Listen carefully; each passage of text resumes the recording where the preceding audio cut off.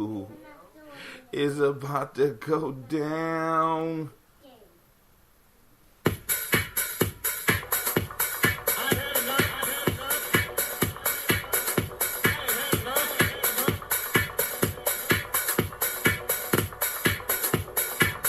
Peace, this is Brother Hatim, and you have joined us on Gye-Nyame Journey Radio. Be sure to check out our site and subscribe at tribe.gyenamejourney.com. All my brothers and sisters, hold hands and bow your heads. Let us pray. God standeth in the congregation of the mighty. He judgeth amongst the gods. How long will you judge unjustly and accept the persons of the wicked? I say, defend the poor and the fatherless, do justice to the afflicted and the needy, deliver the poor and needy, rid them out of the hand of the wicked. They know not, neither will they understand. They go upon in darkness. All the foundations of the earth are out of court. I have said, ye are God, and all of you are children of the Most High. But you shall die like men, and fall like one of the princes. Arise, O God, judge the earth, for thou shalt inherit all nations. Allahu Akbar.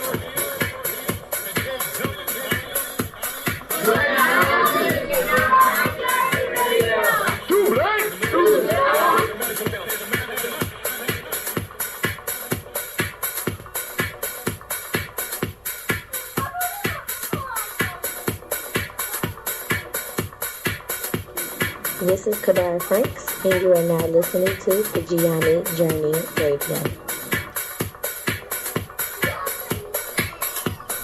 Keep up with the journey. Check out what we have done in the past. Go to journeyarchives.com.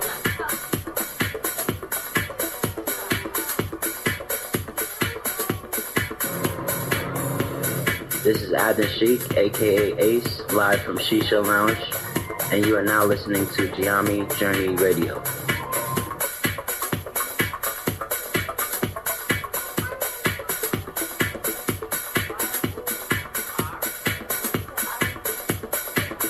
Be sure to follow Gye-Nyame Journey on Facebook, Google+, and Twitter. Check us out. Join the journey.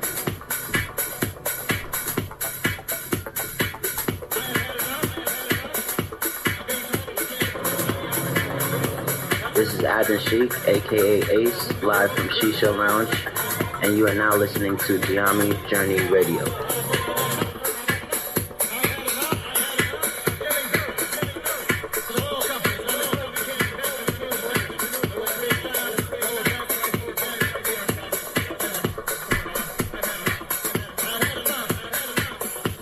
You are now listening to Gye-Nyame Journey Radio with Monica. Enjoy. This is Marina, this is Gye-Nyame Journey Radio.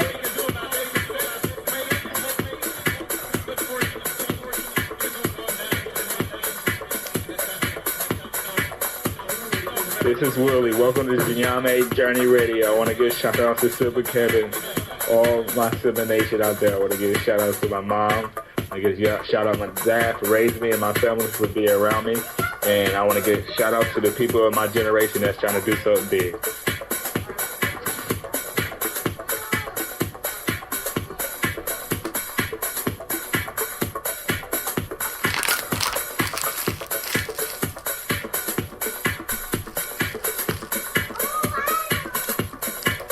What's up, Brother Joe Berry? Shouts out to Nehemiah. This is Cleveland, and you're listening to Gye-Nyame Journey Radio. Thanks for sharing. Shouts out to Joe Berry. Thanks for sharing. Peace, Hotep. It's Mansour Hotep, a.k.a. Mr. Deity. Mr. Deity, does it sound good? I think it sounds great. Right now, you're listening to Gye-Nyame Journey Radio. If you're not adding anything to the culture that you claim, you don't deserve to carry his name. This is Brother Hatem coming at you live, and you are now listening to the Gye-Nyame Journey Radio. Shouts out to the Gye-Nyame tribe, Gye-Nyame family. Stand up. Peace.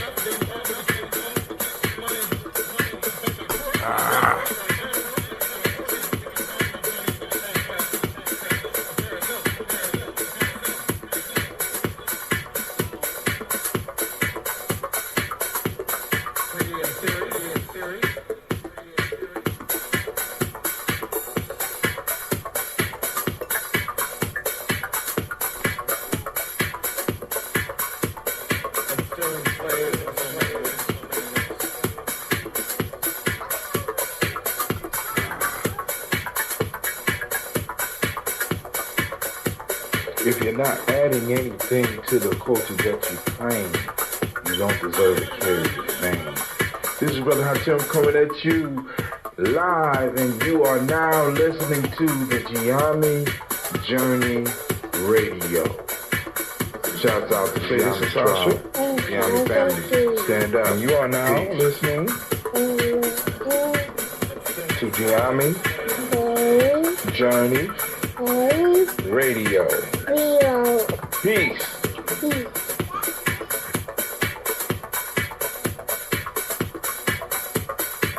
Oh, Facebook.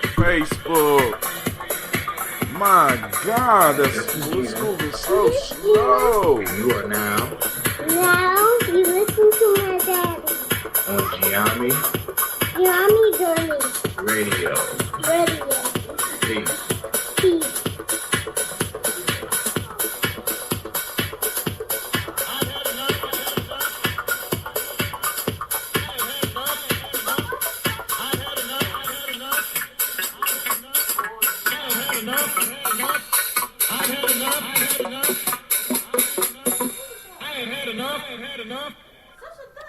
All right, family. As you heard it, I have had enough. Man, and you are now listening to Gye-Nyame Journey. That's right. My Phoenix is up. This is a Heart of a Simple production, and we are talking about folk tales for grown folks. And it's a Heart of a Simple production, but we strive to blow up your old paradigm. Fresh in from Kwanzaa. I have to let you know the celebration went down. We were able to gather the community. It was a beautiful sight. If you check my timeline, I got video up. I got pictures up. I got it at the beginning, at the end. It's important that we start getting out images like this so we can start seeing where we are successful at, where we are able to practice the principles. And today was the principle of unity. Those of you that's on the challenge, you know for us it's Kuji Changalia, but far as Kwanzaa, today was a moja, and it was a great success. We had a packed room. We didn't have enough seats in the house. The vendors was getting off. The dancers got off. The MCs of the night, Sister Earth and Brother Quojo, turned out and had a great time, family. If you wasn't there, I feel for you. You got a chance to catch it tomorrow night. We will be having Brother Malik Willoughby and Sister Earth MCing some of the other stuff that's going to be popping off during the celebration. It will be tomorrow night at 6 p.m. Drum call is at 6 p.m. Right? Who we got? We got the Lyndon McKinley High School Choir. We're giving away the Artist Award. Ohio Black Dance Organization gonna be performing. Aquaba performance will be going on. It's See It in Advance Party will be there. And then we're going to end it once again with the dance. And what kind of surprised me was that the babies got out there and started kicking it. And they was kicking it. Sister Jill says, thank you, everyone. Listen, Sister Jill put her foot into the organization piece of this part of Kwanzaa, and it's coming off beautifully. And then on top of that, family, we was able to raise funds so that we will be able to have a nice, powerful care move. We raised almost all the money, but we still a little bit short, right? But we're going to make sure the family eat. Because we in the Tawi Village, Gye-Nyame Journey, and all the other organizations involved, we feed the nation, right? Or better yet, we feed the village, because we can't feed the nation yet, but we're starting with the village. And it was a beautiful sight, man.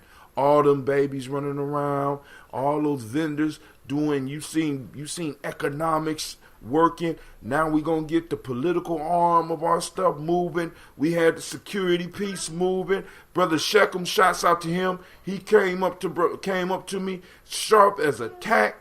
You know what I'm saying? Ready to do security. You know what I'm saying? Brother Quasi showed up.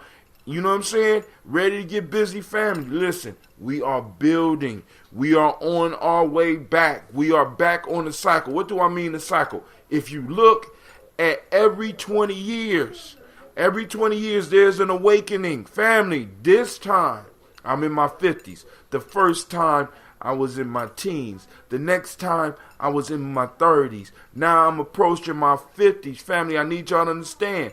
Now that I approach my 50s, I know all of the mistakes that I made in my 20s. I know all the mistakes that I made in my 30s. I know my stumbles and my bumbles in my 40s. This time around, family, we are going to flip this city upside down. See, at first, I was concerned about nation building. But you know what? My elders been telling me a long time I wouldn't listen. Politics is local. You know what I'm saying? If you want to change the world, change where you are. And what we going to do? We're going to start with our village. And we're going to build outwards. And we're going to turn this city over. We're going to turn this state over. We're going to turn this country over, family. It's already happening. It's happening right before your eyes. And family, those of you that's coming, because I hope some of y'all are sharing this, those of you that are coming, that are new to what we're doing. I know you might have been doing stuff on your own. But don't approach me with no ideas. Don't approach me with no business ideas. Don't approach me with no nation builder ideas unless you got somebody that's been in the movement with me, in the struggle with me, that can speak up for you. Because I got strangers coming up to me talking about doing some building in family. You know what? I'm gonna say this. We're living in a dangerous time. And I'm not just going to start working with just anybody anymore. You got to be initiated. How do you get initiated? Living a life, family. Living a life. Having an elder that's going to sponsor you in, or a nation builder, or somebody that's been working in the movement for at least one cycle of the Nguzo Sabo. And how long is that? 7 years. Everybody that's surrounding me right now, everybody that's involved with this right now, have at least been through one full cycle of the Nguzo Sabo. I know some of y'all ain't got the patience for that. Neither did I. You know what I'm saying? Neither did I. That's why I had to leave for a little while. I had to go on away, and I had to get my time in building in other places, getting my skills together. So now I know what to do in my city. And I can thank my elders for taking me through. I could thank my elders in other places that took me in, family. You know, this is what we got to do. Right? Some of y'all that are nation builders, some of y'all that have a reputation, y'all have to start. Because listen, this is how it goes, right? You got elder, nation builder, warrior. Now, in between elder and nation builder, there's a phase I call nation maintainer, because we can't just constantly build. We need somebody that can maintain the shit, right? This is what Sister Jill is doing right now. So she in between the building and the maintaining shit. She right now, she maintaining this whole Kwanzaa piece, this whole cultural stabilizer piece. And this is what we need. You know what I'm saying? But now, as nation builders, we got to start training warriors and start having people up under us that we can start passing the information to and demonstrating. Right? And then the warriors need to have younger people up under them. And we all need to work together. So an elder need to have a nation builder need to have a warrior need to be able to work with the young people. The warrior and the nation builder need to be able to work with the young people. And this is the structure that we're going to build our tribes on, family. I'm telling y'all. Because a lot of y'all like, we don't, what's up with all this tribe talk, Brother Hatem? Then you better turn on your TV and watch what's going on in the world, because everybody tribing up. And now it's our time, family. It's our time to get tribed up. It's our time to start being able to defend ourselves. It's our time to start being able to step up politically. It's our time to be able to start stepping up educationally. It's our time to start stepping up economically. And you do that through your tribes. You do that through your family. Because we don't understand. We think that we can get rich and that's it, right? No, family, because if you make your money, if you get rich, if you get political power, if you get social power, all those things are fragile if it's not built in a community with a community. Because if you get wealthy, you're going to have people trying to shoot at you. You're going to have people trying to pull you down. You're going to have people trying to destroy you. You're going to have people borrowing off you. You're going to have people living off of you. You're going to have people that feel that you owe them. They always going to try to work to pull you down, family. So, what we have to do is we have to rise up in all ways as a community. Why? Because it don't make no sense for one of us to be rich and everybody else to be broke. That's called serfdom.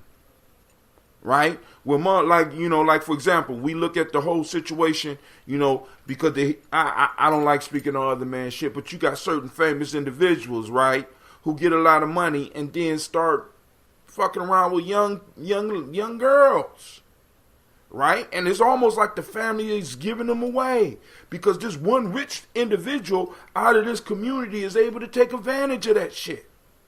Nah, family. That only happens when you allow one to rise up. No. We got to rise up as a community so that we can protect our own. We can do what we need to do for ourselves, right? So, hey, I want to thank everybody that came out to Kwanzaa. So tomorrow, what we got going on during the day? Tomorrow, for the children from 2 to 4:30 at Driving Park Recreation Center, we have Kwanzaa activities for the children. Mama Fadia, Elder Greg, Elder Isid, and Miss Makita Pittman all will be there to make sure there's some activities going on for our kids. So, those of you who are free and can bring your kids or arrange for your young people to come from 2 to 4:30. Now, don't just bring them and drop them off. I know my peoples. Right? No, you come. You do a few things with them, step out for a second, but come back.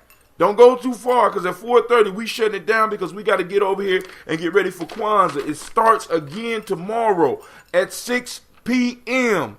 Drum call. We was running a little bit late today, but that happens. But we still went down without a hitch.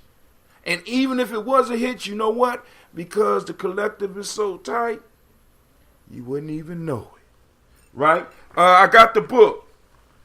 But unfortunately, for my Daily Toast family, y'all going to be upset with me because the ad is not in here. The wrong one was posted up, but it's all good because it all went to make sure that Kwanzaa went over well, and we have another chance next year, which means I'll be able to put together a bigger list, right? And you still have access to the list that we have right now. So in the morning, we still got our list, family. Those of you that's in the toast, make sure you get on the list. This can be part of the 21-day challenge for you, right? What is the 21-day challenge? It's called the Nguza Saba 21-day challenge. For 21 days, you're working on yourself at least 2 hours a day. For 21 days, you're making sure you're doing breathing exercises. For 21 days, you're making sure you're getting the proper amount of water. For 21 days, you're making sure you're eating a culturally appropriate diet. Go to the African Heritage Diet, family. Look it up. Then for 21 days, you're doing some type of movement every day. And then on top of that, you're moving your mind. How? We're pouring libations to our ancestors. We're connected to something bigger than ourselves, right? And then on top of that, mentally, we're changing the days of the week. So no longer are we saying Monday, Tuesday, Wednesday, Thursday, Friday. No, we're taking possession of that shit. We're discovering the week just like Columbus discovered America. We're moving in, we're taking that shit, and we don't care. I don't care. I don't care about your feelings, right? It's no longer Monday for me. It's a mojo. I've been doing it. Kuji Chagalia, like today is Kuji Chagalia, family. I'm not playing with this, right? Because if we don't liberate our minds, it will do no good to liberate our bodies because we'll get into the position that our enemies are in and do the same shit. We got to start liberating our minds, right? And that's part of why we're here tonight. Why, Brother Hatim? Because we're going to talk about the folktale. And the folktale I got for y'all today goes in many different directions. The folktale talks about the trickster. The folktale talks about politics. The folktale I'm working on tonight, it talks about order in a community. The folktale talks about focusing your mind and focusing other people's minds. You might not be able to get all that out of it, family, but I'm telling you from years and years of looking at these folktales, you will be surprised at the amount of information our ancestors compacted into these tales, right? So look, I'm going to give y'all a second. Get your drinks on. You know what I'm saying? Put the kids to bed because it's about to go down. There's going to be some cussing. There's going to be some harsh talk tonight, right? It's going to be, listen, get you some drink.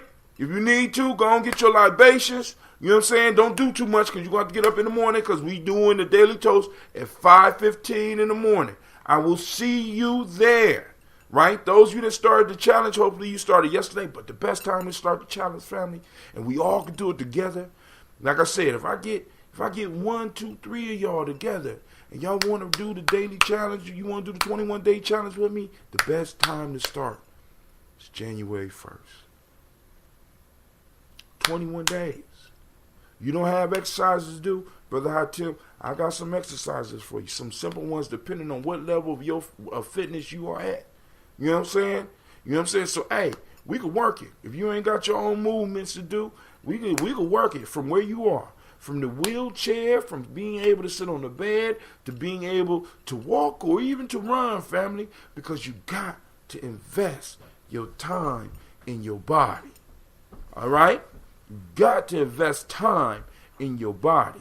Because if, like I tell y'all, like the number 5, we talk about the number 5. In Gye-Nyame, number 5 is freedom. But also, in the system that we use for the 21-day challenge, the 5 are the 5 parts of your being that you have to be in, that you have to bring in balance. Intuition, mental, emotional, spiritual. And look at that important thing right there. That's the physical, family. Right? Right? Now, when any of these are out of balance, the hand is not complete. Look at that. You don't have a complete hand. But when this one is gone, it's hard to pick up any damn thing. You could lose the pinky and still be able to pick up something. You could lose it, but if you got your thumb, the opposable thumb, it opposes the other finger, and it opposing the other fingers and make it possible for you to pick stuff up. That's that physical body, family. If it's not together, we are not together. You understand what I'm saying? Some of us become so spiritual that we forget about this. Some of us become so emotional that we forget about this. All of it got to be balanced. What happens when we bring all 5 parts of ourselves together? We're able to form a fist and punch the pressure right in this goddamn mouth. Punch those problems in our lives right in the mouth. You understand what I'm saying, family? Oh, we not playing with this. But look how good that book look. You know what I'm saying? It's the Kwanzaa book. Sister Jill put in the work. Look at that. Raising those funds. Look at that. Each one of those pages is money that's raised and people that's investing in you. Investing in your community. Family, now it's time for us to take it to a whole nother level. Next time, it don't need to be just a book. It need to be a monument that we put somewhere for our ancestors in Columbus on a piece of land that we own. I want y'all to think about that. We're not that far from that. That's not impossible. That's not hard for us to do. So before we get into the folktale, I need to remind you that you are now listening to Gye-Nyame Journey. I'm your host, Brother Hatim, and right now we are on Folktales for Grown Folks. And it's the heart of a simple production where we strive to blow up your old paradigm. I got the call-in number. I don't know what is wrong with my speaker. Man, listen, family. But you call in at 614-556-4535. I'm going to read the story. I would love for some of y'all to get involved. But before I do that, because Brother Shaka usually comes on, and something happened to where I ended up accidentally, and I need to stress that, accidentally blocking him because I was trying to put something up and put it on the screen, but they got these buttons all crazy. So I'm going to invite Shaka in because usually he around, and I don't want him to think that Brother Hatim is up to no good. Look at that. They won't even allow me to pull him up. Look at that. Wow. So I got to find a way to invite Shaka back in. I don't know how to do that. Anybody out who ever had this problem before, please hit me up. Let me know. Hasbury. Somebody send Shaka a link, please. Somebody share it on your timeline and get Shaka up. It's SHAKK. But they ain't even bringing them up. Woo, Facebook. Damn, Facebook. How y'all gonna do me? I need Brother Shaka on the line. Somebody, 614-556-4535. Hit me up. Hit me up. Let's have this conversation. So y'all ready for the story? If y'all ready for the story, throw some thumbs up. I can wait. I ain't got nowhere to go tomorrow. But Kwanzaa. All right, come on now. Y'all ready for the folktale? Let me see some thumbs. Nobody don't want to do the folktales today? Go to your block and unblock him. But I don't know how to do that on the thing. But let me go. All right. Is it a block? Is it a block piece on it? And then my Facebook is moving slow and shit. I don't know what's going on. Uh-oh. Thumbs up. Thumbs up. All right, let's do it. Now, let me say this, family. I need y'all to get ready for this one, right? This folktale right here is a liberation folktale. I want y'all to really think about it. Put your mind into it, right? This is called wisdom minded. I need you to shake off the dirt off of this one and really get down into it. And don't be scared to call in. 614-556-4535. Somebody that's friend with Brother Shaka, hit him up. Somebody that's friend with Brother Kwame, hit him up. Right? As a matter of fact, even before I do that, let me just go on and start inviting some people in.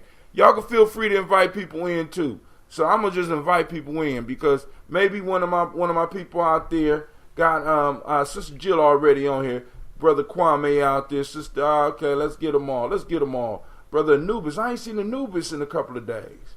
I ain't seen Anubis out there. Well, you know, I'm inviting. I'm inviting I'm inviting some heavy hitters, right now. You know what I'm saying? We gonna get them up in here. You know, people that's been coming in. You know, Lady J too. Let's get some. Let's see if Kwesi Yashubu will come in. Let me see if I get my brother out of Milwaukee up in here. Let's see about my brother. Let's get some of these. Let's get some of these people up in here. Let's see if we get the traveler up in here. Now, so let me go on into the folktale real quick. The lion, the wolf, and the fox. Listen closely because the words get kind of confusing. A lion, growing old, lay sick in his cave. All the beasts came to visit their king, except the fox. The wolf, therefore, thinking that he had a capital opportunity, accused the fox to the lion of not paying any respect to him, who had the rule over them all, and of not coming to visit him. At that very moment, the fox came in and heard these last words of the wolf. The lion roaring out in rage against him, the fox sought an opportunity to defend himself and said, "And who of all those who have come to you have benefited you so much as I, who have traveled from place to place in every direction and have sought and learnt from the physicians the means of healing you?" The lion commanded him immediately to tell him the cure, when he replied, "You must flay a wolf alive and wrap his skin yet warm around you." The wolf was at once taken and flayed, whereon the fox, turning to him, said with a smile, he turned to the wolf, "You should have moved your master not to ill, but to good will." I don't think y'all heard that one.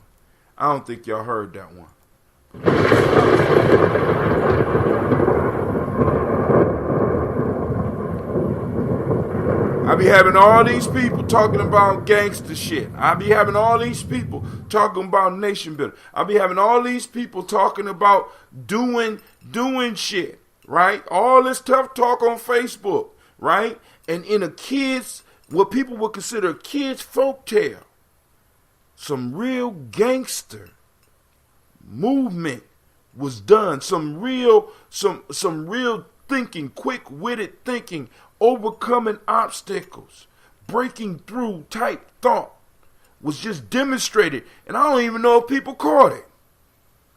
Let me read that. I'm going to read that one more time for y'all. A lion growing old lay sick in his cave. All the beasts came to visit their king, except the fox. The wolf, therefore, thinking that he had a capital opportunity, accused the fox to the line of not paying any respect to him, who had rule over them all, and of not coming to visit him. At that very moment, the fox came in and heard these last words of the wolf. The lion roaring out in rage against him, the fox saw an opportunity to defend himself and said, "And who of all those who have come to you have benefited you so much as I, who have traveled from place to place in every direction? I have sought and learnt from the physicians the means of healing you." The lion commanded him immediately to tell him the cure. When he replied, this is the fox, "Listen, you must flay a wolf alive and wrap his skin yet warm around you." The wolf was at once taken and flayed. Thereon, the fox, turning to him, said with a smile, "You should have moved your master not to ill, but to good will."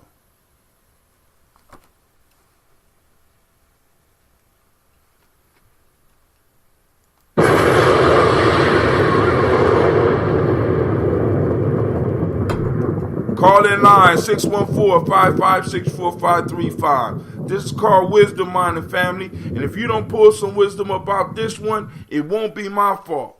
It won't be my fault, right? Because this one right here is probably what some of y'all need. This one right here. This one talks about backbiting. This one talks about being quick with your mind. This one talks about the trickster energy. This one talks about order. This one talks about directing your mind and directing the minds of others.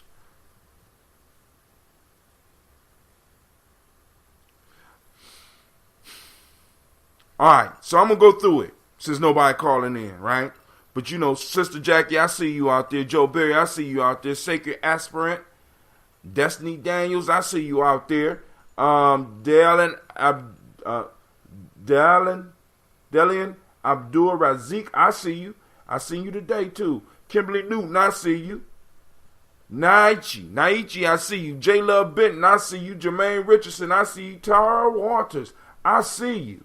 And of course, Miss Jill Jackson. Family, listen, we need to talk about this one. Listen, I want y'all to think about what just transpired in this one paragraph story. All the stories that I done read y'all from here, right? Because after we get out of ASAP, it ain't going to be no more one paragraph stories. We're going to be having long folk tales that we're going to have to be working through. Oh, man, my daughter's on here. Shouts out to Miss Yolanda Brooks. Shouts out. Family, listen. This one right here, right? This one right here. This one is the truth. I want y'all to think about it. For those that's new, I'm going to read it one more time. Then we're going to go into the discussion. Call in line 614-556-4535. Once again, the number is 614-556-4535. A lion growing old lay sick in his cave. All the beasts came to visit their king, except the fox. The wolf, therefore, thinking that he had a capital opportunity, accused the fox to the lion of not paying any respect to him, who had the rule over them all, and not coming to visit. At that very moment, the fox came in and heard these last words of the wolf. The lion roaring out in rage against him. The fox saw an opportunity to defend himself and said, "And who of all those who have come to you have benefited you so much as I, who have traveled from place to place in every direction, and have sought and learnt from the physicians the means of healing you?" The lion commanded him immediately to tell him the cure when he replied, "Listen up. You must flay a wolf alive and wrap his skin yet warm around you." The wolf was at once taken and flayed, whereon the fox, turning to him, said with a smile, not at the lion but at the wolf, "You should have moved your master not to ill, but to good will." God damn it. Some of y'all work in job environments like that, and this shit then flew right over your head. Right? Now, let's start. Let's start from the beginning. 614-556-4535. At any given time, feel free to jump in. Here we go. A lion growing old lay sick in his cave. So now, basically, what they tell you, a lion, boom, boom, boom, we know the lion is growing old. He's lying sick in his cave. Now, what is the cave? The cave is his office. The cave is his house. You know what I'm saying? The cave is the place of his business or the place of your business. The lion is lying sick. The lion is dying from something that really can't be cured. Old age. Right?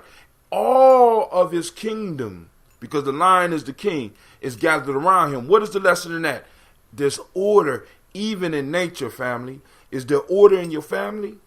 Is there order at your job? Is there order with your community life?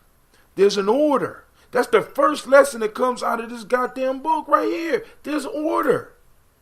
You know what I'm saying? If animals can organize themselves, man and woman should be able to organize themselves. Right? The lion is the head honcho. The lion is the boss. Right? Lion in the cave died. All the beasts came to visit their king, except the fox. Right? Everybody coming to visit. Now, what is this? Because a lot of us don't understand this, right? When our elder is sick. Like I just got done telling you, I was breaking down the order of how a village should be. You got the elders, and you got a council of elders. Then you got the nation builders, right? The nation builders are the wisdom. The elders are the wisdom of the community. Nation builders are the ones that put that wisdom to action, right? Then up under them, you got the warriors, right? Then up under the warriors, you got the young ones that's learning and coming into the craft. Right, family? Nation building, us building our communities. It's a craft. It's an art. You know what I'm saying? And it's a business. Right? So we got to make sure that we getting the generations up under us right. This is what the lion set up. The lion got a corporation. The lion got a business. The lion got a family. The lion got a tribe. Now, when the leader of the tribe gets sick, you are supposed to go and pay respect. Just to go and pay respect. But the fox, for some reason, did not. And we're going to see what's going on here, right? So now, obviously, what I'm seeing right now, that I hope some of y'all are seeing, there's a power struggle going on within this kingdom. People know that the king is dying. And what usually happens at that point in time, you have a power struggle at the top. Who's next in line? You would think that is the wolf. But for some reason, the wolf, therefore, thinking that he had a capital opportunity. Now, what type of capital opportunity? Because if he move his competition out the way, if he get his competition to look bad in the boss's eye, the promotion is his. He's the next in line. Many of y'all be going through office politics. Listen. In these books, in these folk tales, our ancestors have taught us how to deal with all situations. We thinking we passing these stories on to kids. We're jumping over. We're not looking and listening to Brer Rabbit. We're not listening to Brother Fox. We're not listening to Anansi's tales. We're not listening to Aesop fables because we think that these business books that these motherfuckers done put together is better than the wisdom that came from our ancestors. But the bottom line is that our ancestors prepared us for everything with these stories. But in our arrogance, in us not going to check on our elders, in us not going to check on the books that some of our ancestors left us, we jumped over that. We like the fox at this point in time. We out gallivanting around, and we're looking for other things rather than investing our time in the wisdom that we have. We got gold that we're standing on, family. We got wisdom that we're standing on, family. We got wisdom. Some of y'all are still blessed and still got your elders in your house. As a matter of fact, you're trying to move them out to old folks' home. Not because they're hard to take care of, because you just don't want them around. Because this is the shit that you've been taught. I'm going to get into a text that I got from one of my brothers. Right? I'm going to get it. I ain't going to say his name, but I got a text from one of my brothers asking me a question. And I'm going to bring up the question so that we could deal with it. But I'm going to use this folktale to help you understand because today is the day of unity. Right? And right here, right now, it's demonstrating unity. But right now, the patriarch or the matriarch, because it didn't say male or female line, is passing away. Many of our families went through this shit. Right? Those of us that had a strong matriarch, a strong patriarch, you know what I'm saying? When they passed away, a lot of times there was some struggle like this. The fox and the wolf. Now, if you remember in Aesop fables, there's always beef between the fox and the wolf. If you look in the Real Rabbit Tales, there's beef between them. So there's beef here. Right? We know that the wolf can just straight up beat the fox. But a fox is sly. A fox is physically in a lesser position, but mentally the fox is sharp. Except when it comes to the rabbit, you know. Rabbit is the sharpest out of them all, right? And our ancestors set it up in that way so that we understood. Because I want y'all to understand, family, the same position we are in is the same position that some historians tell us that Aesop was in. Aesop was the fox. Aesop was the wolf. Aesop was the underdog. Aesop had to use his brains to get up out of the situation he was in because he was enslaved. And he had to use his wisdom to get out of that. And see, a lot of us are enslaved and we're not using the wisdom. And I ain't going to call it common sense because for some reason common sense done faded away. You know what I'm saying? So you need to crack open some of them old fairy tale books, some of those fables and African fairy tales and get into your cultural wisdom, family. Now let's get into it, right? So the wolf is scheming on the fox. The wolf, therefore thinking that he had a capital opportunity, and some of us did this shit before, accused the fox to the line of not paying any respect to him. And at that very moment, the fox came in and heard these last words of the wolf. How many of y'all ever been in a situation where you walked in a room and the motherfucker was trying to badmouth you? Now, this right here, I'm about to show y'all how to handle that, right? But listen, let's look at the fox. The fox is walking into a situation where he got two animals that could tear him limb from limb, and he got to go up in here now. He has to go up in here. And he has to be quick on his toes. This is why I say the 224 self-help process.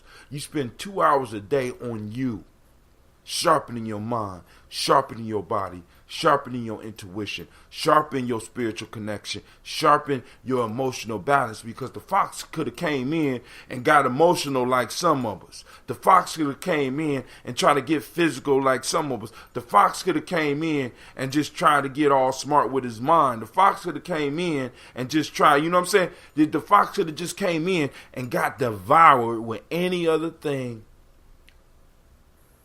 but what he did. What he did was, I want y'all to think about this. What he did was, he switched it. He thought about it. He relaxed. Whether he told the king a lie or not, we don't know. But what he told him was, hold on. The lion is roaring. Out in rage against him, the fox sought an opportunity to defend himself. So the fox let the lion get his shit off. Let the lion get the roar off. Let the lion get all the energy off. Let the boss go on and speak his piece. Because, of course, he want to be heard, because now the wolf is playing towards his ego. How dare the fox don't come in here to do it? See, and we got to be watching individuals like this in our community as well as outside our community, because this is how it goes down. People often will try to use those higher up than you to destroy you by going and using and building up their ego, right? And saying that you're not doing what you're supposed to do. You the boss. They out there doing that. That's not what they supposed to be doing. You know what I'm saying? You're always trying to outshine everybody. You know what I'm saying? So the wolf was doing some backbiting. The wolf was trying to solidify his opportunity to move up in the ranks by using the fox as a stepping stone. At least he thought he was. But let's look at this fox. The fox saw an opportunity to defend himself and said, and who of all those who have come to you and have benefited you so much as I.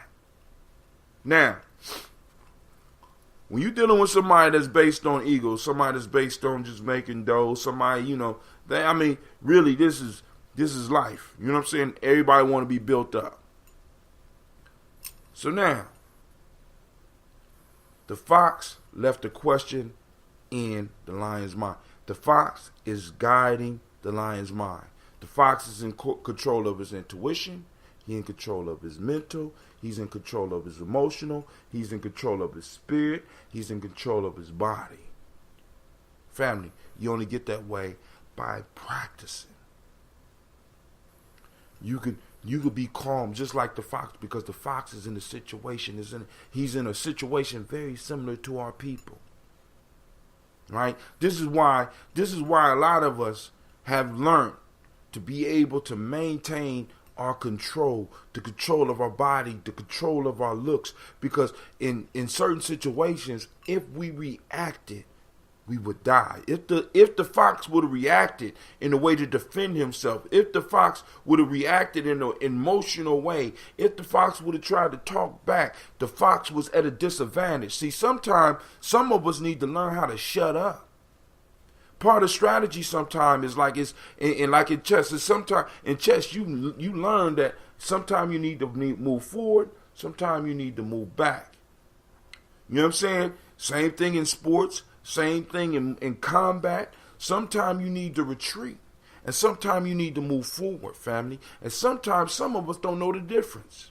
We think we're supposed to be on 10 and just move forward all the time. Is somebody on the line? Sound like somebody on the line. Oh my God, Lady J, how long you been here? I'm listening. I'm sorry, but hey, you know how it is, girl. You can't just listen on the journey. We gonna let first off, this is Lady J. We want to give her a round of applause.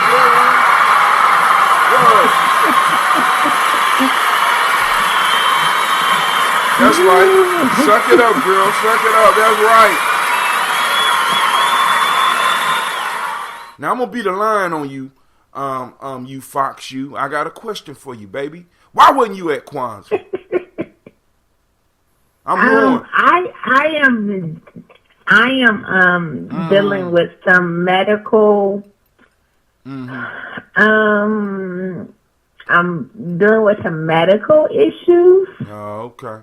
You better come get some of this ambrosia. You better come get some of this ambrosia. Come get some ambrosia? Come get some ambrosia, baby. Come get you some ambrosia. I got a few bottles of that Death Eater open. They're yours if you want them.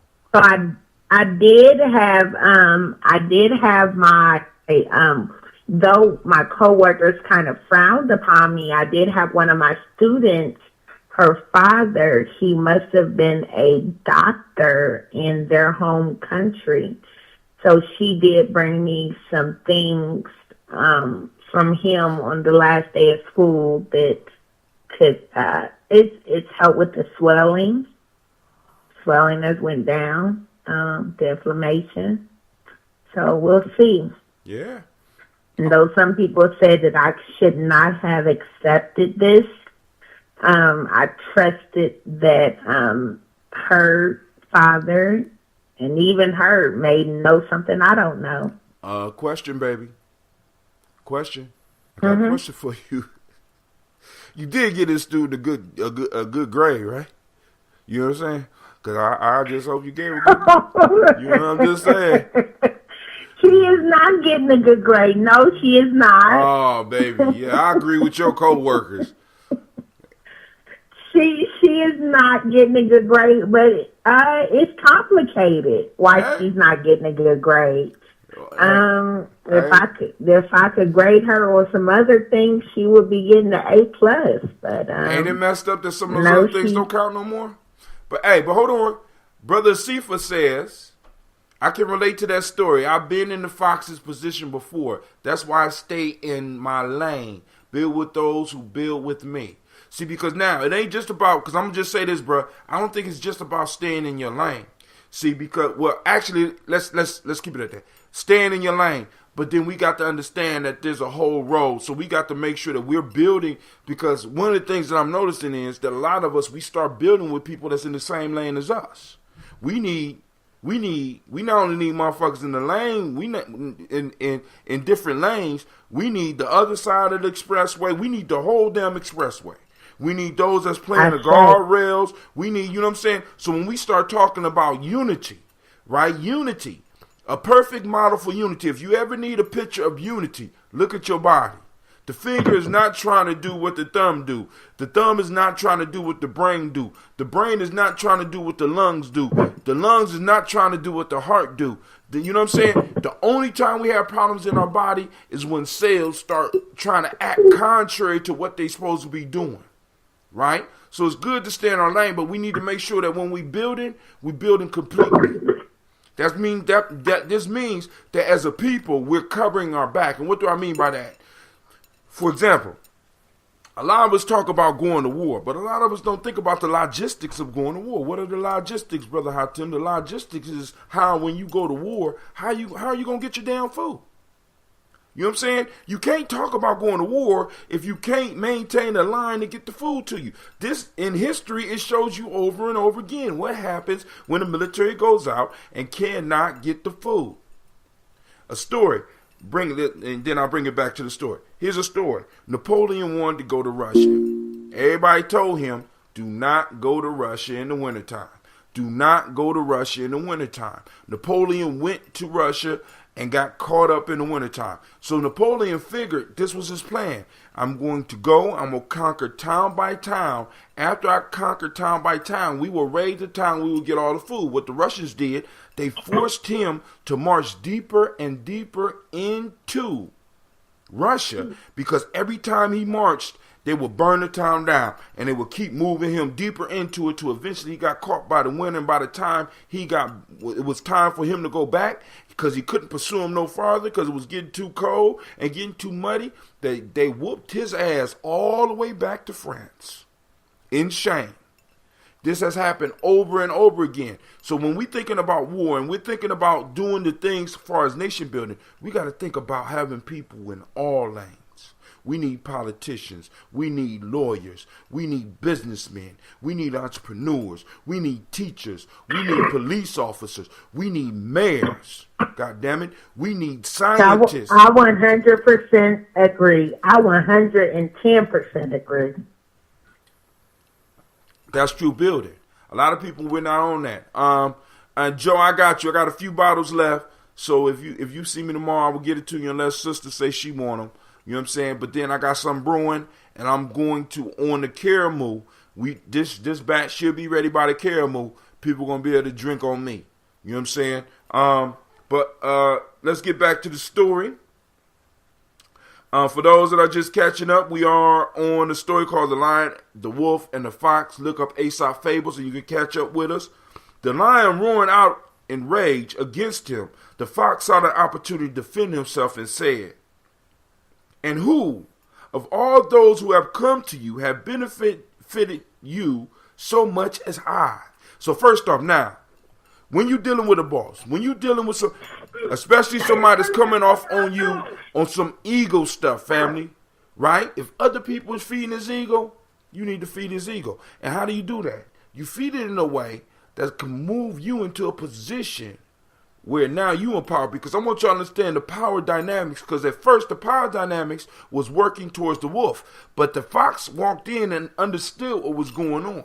The fox didn't have any doubt in his heart, because he knows that just like him, the wolf is a carnivorous animal. What does that mean? See, a lot of us, we don't understand that we're fucking with carnivores.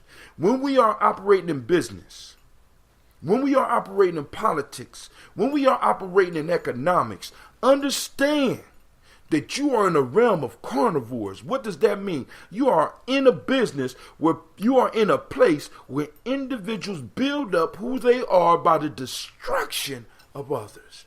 And as black people, we got to understand that this country is built up on the destruction of us. This country moves forward from the sacrifices that we make, from sacrificing us. I need you to understand there are whole small towns of white folks that are employed to keep your cousins and your brothers in prison. We could drive an hour outside of Columbus, and I could show you 2 or 3 of them on the way outside the town. This is real fact, family. We're dealing with a carnivorous type of people, a country, and we have been taught to be carnivores too. Because, in business, in politics, in economics, you know what I'm saying? Even in some of these educational institutions, it's about people. People build up their careers by how many throats they done cut, how many backs people they done stabbed in. You dealing with honorless individuals. You are on fire tonight, Hatem. You are on fire tonight, and you have spoken nothing but the truth. All right, girl, just nothing less than the truth. I do not. I'm going to have to start speaking some lies, because when you start agreeing with me, I'm thinking there's something about to go down. No, I'm just joking. I am telling you tonight, Hatem, that you are definitely on one, and you are speaking nothing but 100% truth. The only way that you cannot look at the game and say, oh, that game is not fair, so I just decide not to play. You have to play the game. So when you say that we are carnivores, and that's how we've been built up, and that's kind of what's in with innate, not even innately, but within us, I agree. Hey, I mean, because I 100% agree.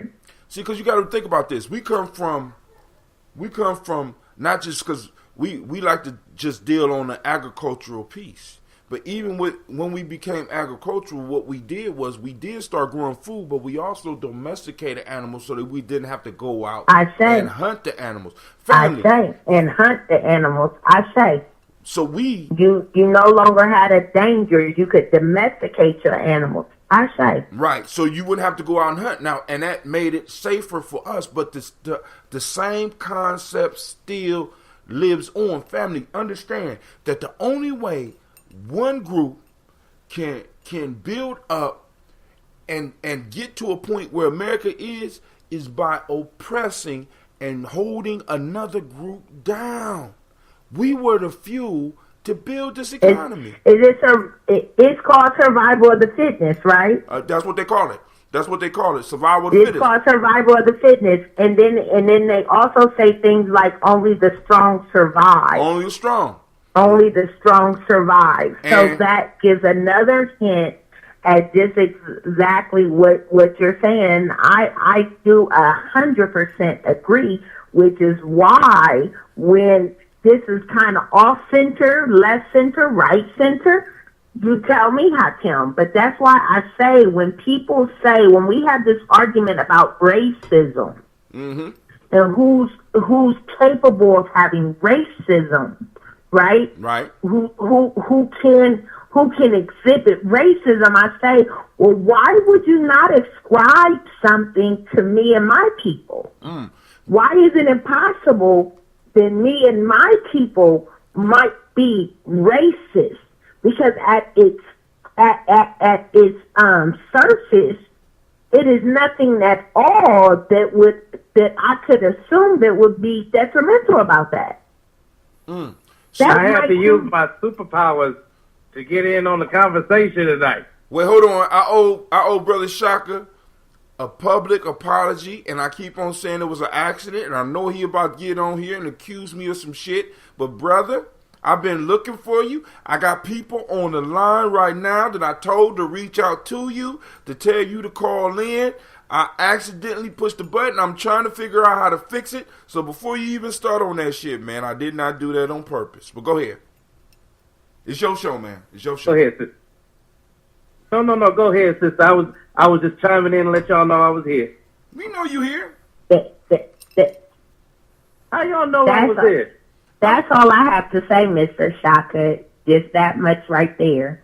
So is that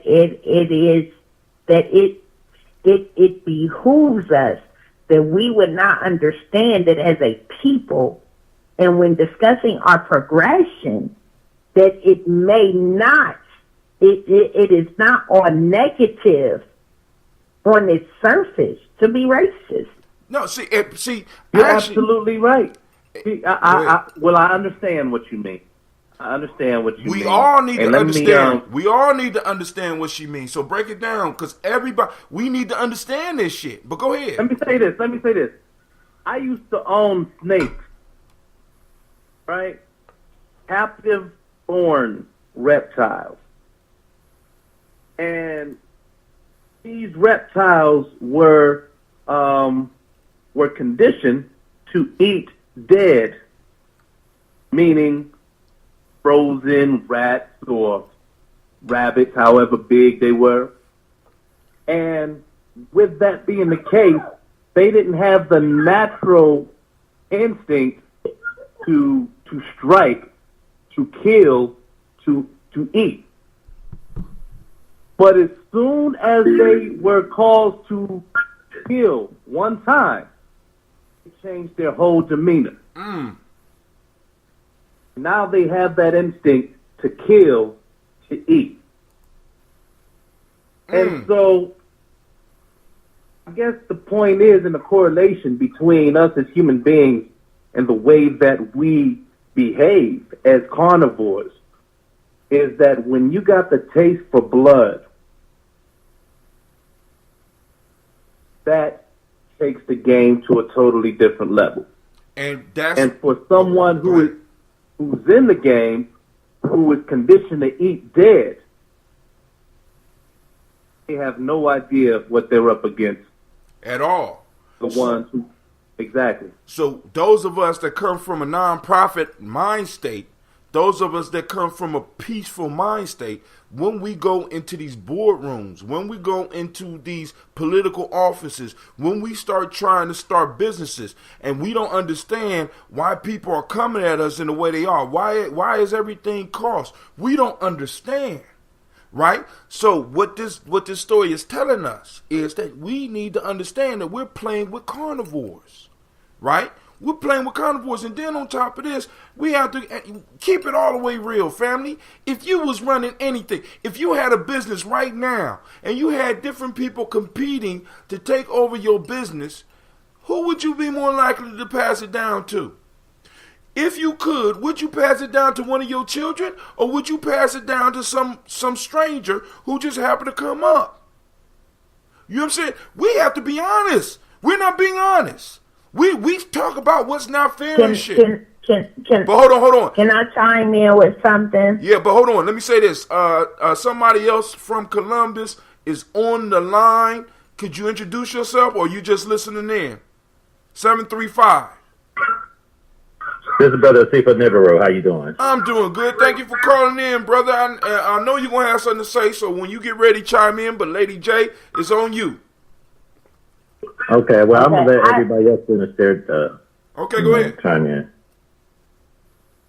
I often share this story, and you all can see fit to take it, and do what you please. But some years ago, I was doing some type of blog talk, and the conversation came on to role models, and we were speaking about role models in the Black community. And I was told by many people who were calling from all over the country, different places, that my role model at that time, this was many years ago, but it would have been a rapper. And so we discussed these numerous rappers who these people, these callers felt were the voices, maybe not in their actions of leaders, but in their voice and in their volume, the leaders of Black America. So the next show, I posted several pictures of individuals that I have searched on the web, right? Mm-hmm. And I came up with these memes. So I posted these memes that I did not myself create, but that were created to say these were our Black role models. It just so happened that Barack Obama was one of these role models, right? So I posted his picture knowing that I myself, I feel like it is not right for me to share my private political participation where I identify.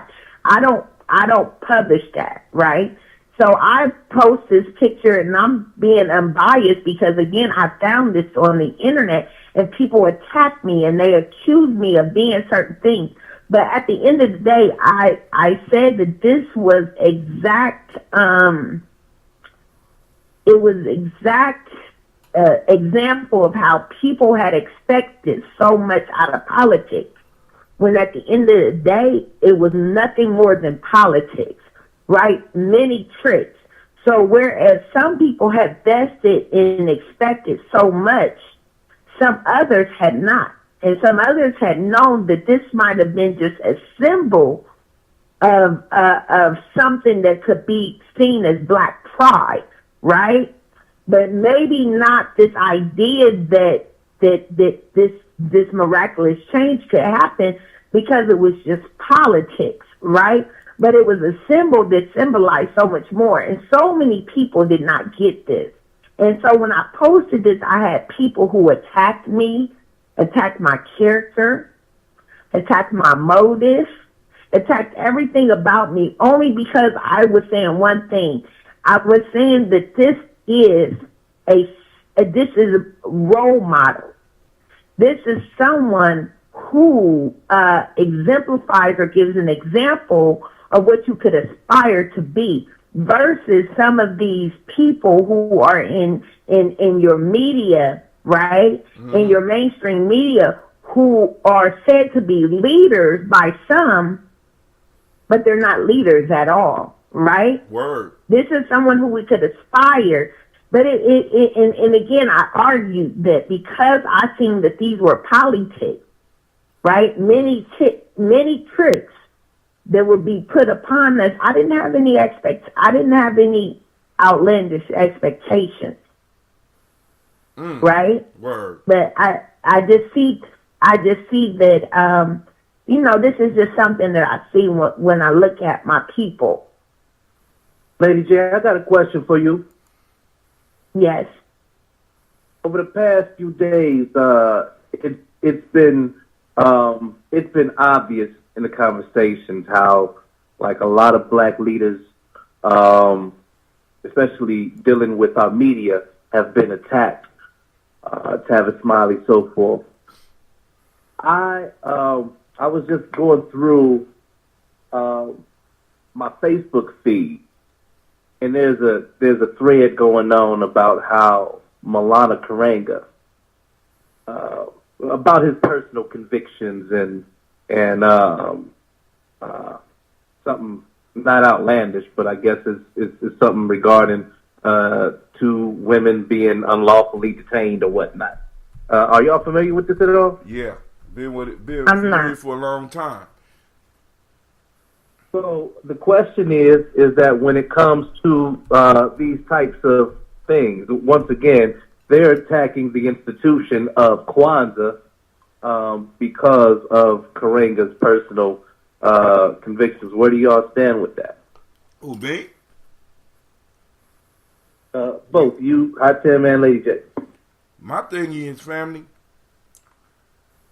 I'm like, who can't use unity, self-determination, collective work and responsibility? You know what I'm saying? I mean, because if these are things that we can't use, let's throw them to the side with Karenga. You know what I'm saying? Because now, if I take Karenga out of Kwanzaa, will Kwanzaa disappear? You understand what I'm saying? See, Karenga and Kwanzaa, because oftentimes the way a message is delivered, we get caught up in the messenger rather than the message itself. Kwanzaa was a message. You know. Go ahead. I'm sorry. You know what I hate to cut you off, Hakim, but something that I have noticed amongst folks that call themselves educated, period, is a miscommunication, a misunderstanding at its foundation, right? I could talk to people who call themselves educated and they still don't get the foundations of Kwanzaa.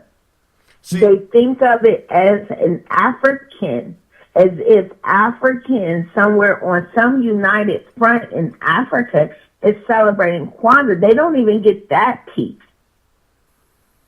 They don't get that piece. So in order for people to even examine this individual and equate it or weigh it on the foundation of the, of this celebration, that's hypocrisy. I mean, that's just, it just doesn't make any sense. Because you have so many people who don't even know about its foundation. And right. So how could you judge? And one of the pieces that I want to bring up in that, well, Sister Miss CeeLo says, when the movement becomes a person, you will always lose. You understand what I'm saying? Because this is the issue, right? See, because my sister Jackie puts it best. She called Kwanzaa a cultural stabilizer. Now, the cultural stabilizer, the origins are in question because the person that brought the message, right? And it's like, boom, like I said, I'm looking at the principles. I never looked at Malana Karinga. As a matter of fact, many of my elders for a long time was dogging Malana Karinga, but they still, every year, because people with black folks was getting together behind Kwanzaa, they supported Kwanzaa. Me supporting Kwanzaa has absolutely nothing to do with Malana Karinga. You know what I'm saying? Christine Lowe says, MLK, for example, he was the civil rights movement, right? You know, at least a lot of people believe that, and they start believing, they start following him. When he dies, all of a sudden it gives everybody an excuse to sit their ass down. You know what I'm saying? I need y'all to understand, family, this is bigger. This day and the next 6 days after is bigger than one person, right? Because I'm one to say, like, for example, I do a lot of writing. Right? And anything that comes out that's good that people like, I say it came through me. Not because of me. It came through me. My ancestors shot it through me. And I'm saying that the ancestors, for some reason, chose Malana Karinga to bring this idea forward. Right? And at that time, there was a lot of fucked up black men. You know what I'm saying? This was a man that came up through oppression. This is a man who formed Kwanzaa out of an organization called the United Slaves. The fuck was, of course he had some mental issues. You know what I'm saying? How the fuck, you know when one of my elders told me a long time ago, long before Nomo wasn't able to walk, Nomo had a handicap sticker in his car. This was his mind state. He came up out the struggle. He was still in the struggle. I said, Nomo, you ain't got no problems. Why you got a handicap sticker in your car? He said, man, I'm a black man in America, nigga. I deserve to have a handicap. I need every advantage I could get. This is what our people came from. So, of course, people going to see, because this is the issue, right? We have these so-called educated individuals, and they have been educated in the ways of the wolf. Right? Especially when it comes, especially because I want y'all to think about this. In this story, the wolf never, even when the lion is about to fall over, the wolf never leaps upon the lion and kills him and takes power. He's too cowardly to do that. So what he's going to do, he's going to get the lion to destroy the next level of competition for himself. And a lot of these people that's sitting around and intellectualizing are fucking wolves. They're too weak to take them out themselves, so they're trying to divert other people from participating in a cultural stabilizer. As a matter of fact, some of the same people that are going up and talking about Malana Karinga and putting an argument on Malana Karinga rather than looking at the value of Kwanzaa are some of the same individuals, right, that are leading our people in the wrong direction. Are some of the same people that say, look, we ain't from Africa. They some of the same people that say we have no connection to Africa. You know what I'm saying? So anybody that can utter that, and will argue it, and will look for a platform to argue that piece. And it's shame. And people will fall into that piece. That's ridiculous. It's not only ridiculous, it's dangerous Family, because let me tell you something. Just from my small study of psychology, anything that you repress, there's no way that you could be a black person in America and act like something else.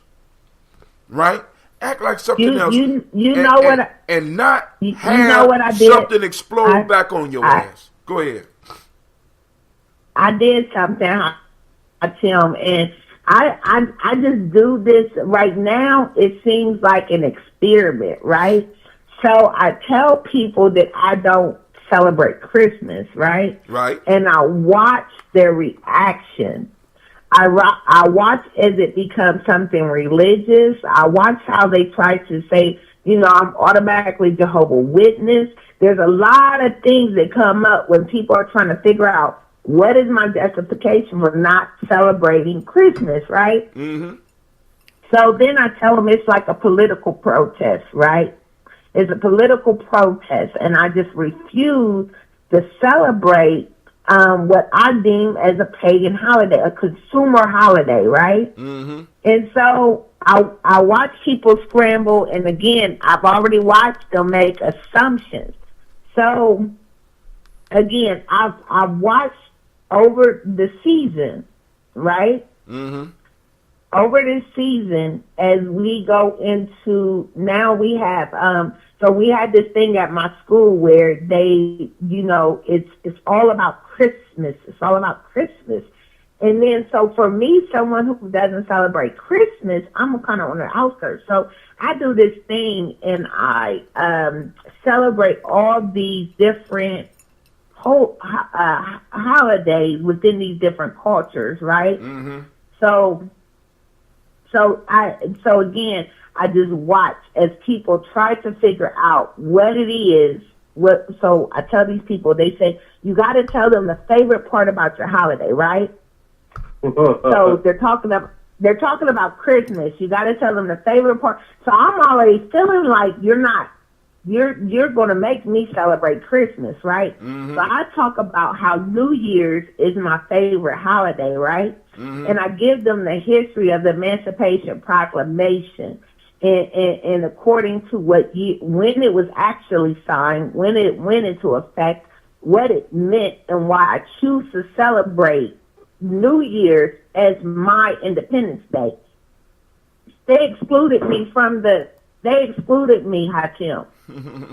from the whole activity. They didn't even let me participate in the activity because I don't celebrate Christmas. But you know what? I mean, because... Do you see this?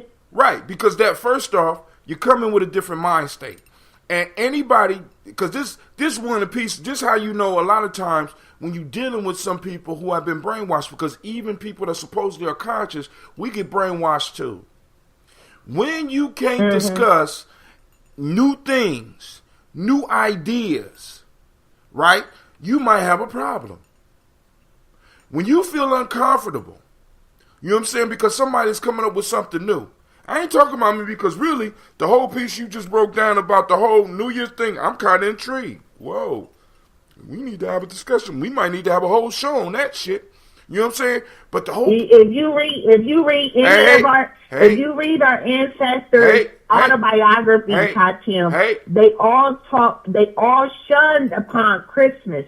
And they talked about how the slaves, the freedom that the slaves were given at Christmas, and about the part where they were influenced or they were kind of led towards drinking, spending all of the money that they had. They would not have anything, but they would buy these gifts and these fireworks.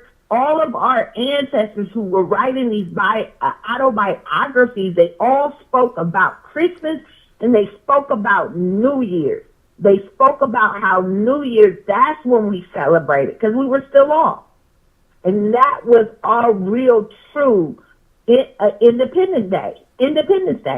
I read about it over and over and over again. Girl, now you're ruining the show. We could do a whole show on that, because we could pull up the documentation and read. You know what I'm saying? We had a show. I just said save it for another show. But hey, we got Asifa. What you gonna say, man? Come on now. Yes, sir. How you doing? I'm doing hey, good. Yes, sir, brother. Thank you for your Can you hear patience. me? Yes, sir. We hear you good. They can hear you on Facebook. Okay, good. Too. Hotel family. Hotel family, how you doing? I was just chiming in.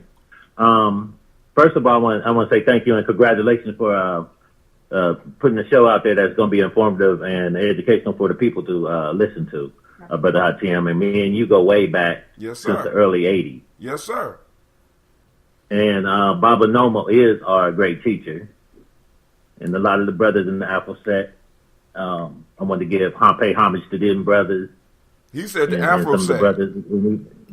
Yes, sir. Y'all, those that don't know, you better find Mm-hmm. out about that Afro set. But go ahead, brother. Okay. Happy Kwanzaa, everybody. Happy Kwanzaa.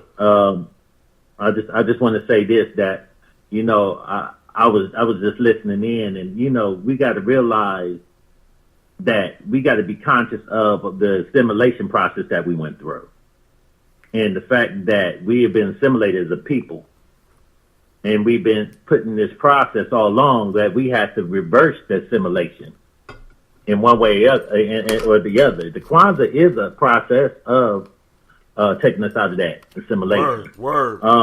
If we look at the principles of what it means, the Nguzo Saba, which is the African tradition.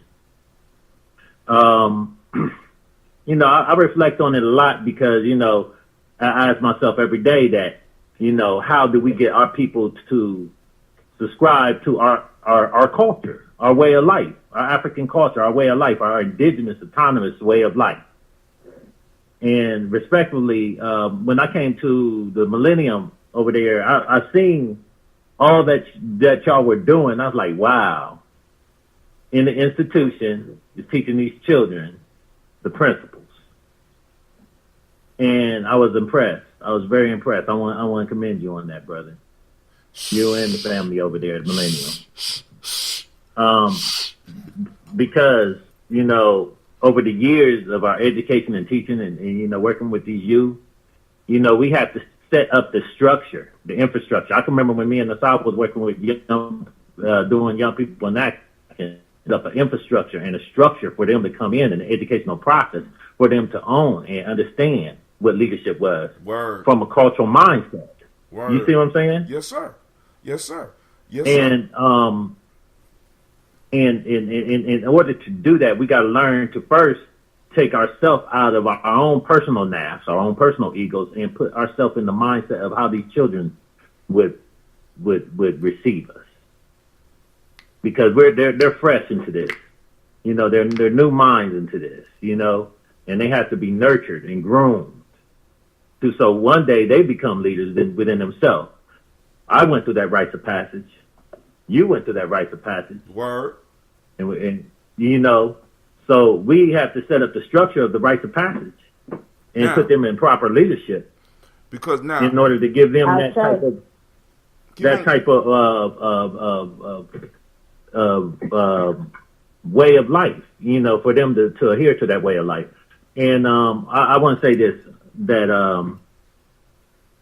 the principles and the corrective guidance and education is what make good leaders and would make effective people, so they know how to delegate leadership and put. So when you talk about staying in our lane, we got to have people who are in leadership position who know how to delegate leadership to those who understand their role in that leadership. And then understand that they got to operate out of humility, humbleness, not to be so arrogant, not to be, everybody has a role to play, a position to play. And and don't get me wrong, when I said I build with those who build with me, I understood you. I'm only saying this to say that the reason why I do build with those who build with me, because I'm on my ship. I'm on a different lane than a lot of brothers and sisters. And a lot of brothers and sisters don't respect you for your lane. It's all right to be in your own lane. And it's all right to contribute what you're going to contribute in that lane. That's you know what, that's what I can do best. But I believe I can just help people build all over the place. because the more building that occurs, the more chance that we got to bring down the opposition, the more chance that we got to build up the infrastructure. So I would rather, I'm one of those people. If you tell me what to do or where to be or what to go, I can do that. See, I think it was definitely to enforce a structure. Some people can't. The people who can't function in a structure may not be our people, because we come from a people who had structures in the family, who had structure. See, because one of the things that I came to But all types of different. But is it all types of different structures, Hatim? If we go across the continent, we're gonna find that where there were successful people, there was structure, and even though the structures may be different, the structures are similar enough where individuals can work within them. Now, this is the point. What we have is, Brother Sifa said, that we got to be able to understand humbleness and humility. And also, because you can't learn if you're not humble. You understand? When I came to Nomo, or better yet, I'm going to even go back to Simba. When I came to Simba, right? When I first started going to Simba, it was within maybe 5 years after I had been nationally documented for doing rites of passage. I'm documented. I got an actual documentary that aired all over the country on PBS.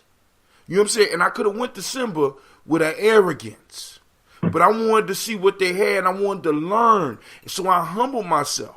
And I still remember Elder Gaylord having us drop to one knee, and he threw my Nation Builder shirt on me. He said, "Brother, I'm loaning this to you until you prove that you're worthy to have it.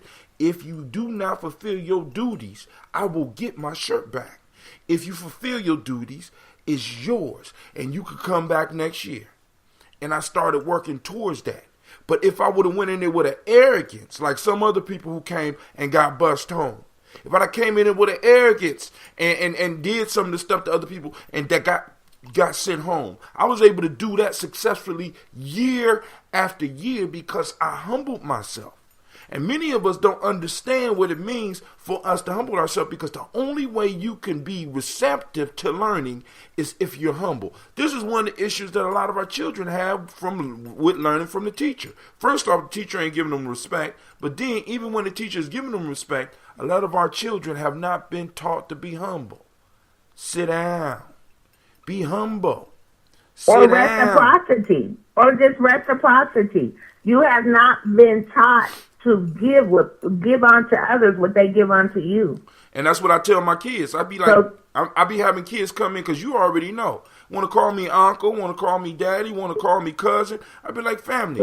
We can't be family if we don't have the 3 R's of a relationship. What's that? Respect, responsibility, and reciprocity. If we don't have those three, don't call me uncle, don't call me cousin, don't call me dad, don't call me brother. And that's for even grown folks. If we don't have those 3 R's, we ain't related.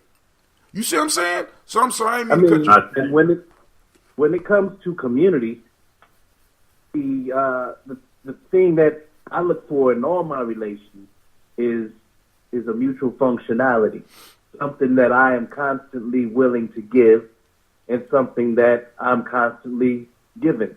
You understand? So a lot of times, exactly. But being able to establish those relationships a lot of times takes years and seasons and years to develop and to maintain. And one thing that I recall just jumping around from the East Coast back to the Midwest, is that every time I jumped into a different city, I had to start over all over again in terms of reestablishing myself within community and relationships with, you know what I'm saying? So it's just one of those things that, is definitely important in being able to maintain relationships with those who and have some standards, some guideline of who we maintain within our inner circle. Now let me say this. This is what's powerful about community, right?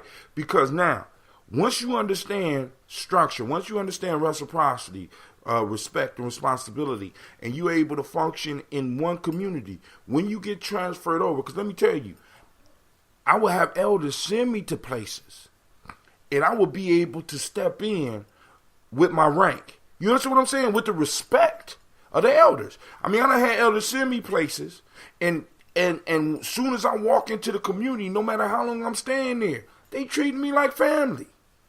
You know what I'm saying? This is one of the benefits. This is one of the benefits of building a village-like thing, because then the love that I have is transferable. This is what we got to understand, because when we start really operating in this way with that reciprocity that Lady J is talking about, other individuals, I will be able to be like, Lady J, I want you to go here. As a matter of fact, we did something like this before.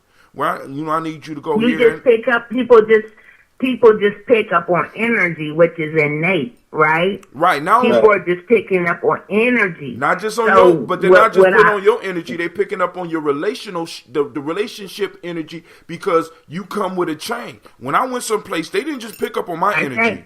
You understand what I'm saying? They picked up on the elder that sent me. You know what I'm saying? Oh, you brother Hatem. Boom, boom, boom. Oh, hey, this from your uncle. This from your uncle in Chicago. I understand.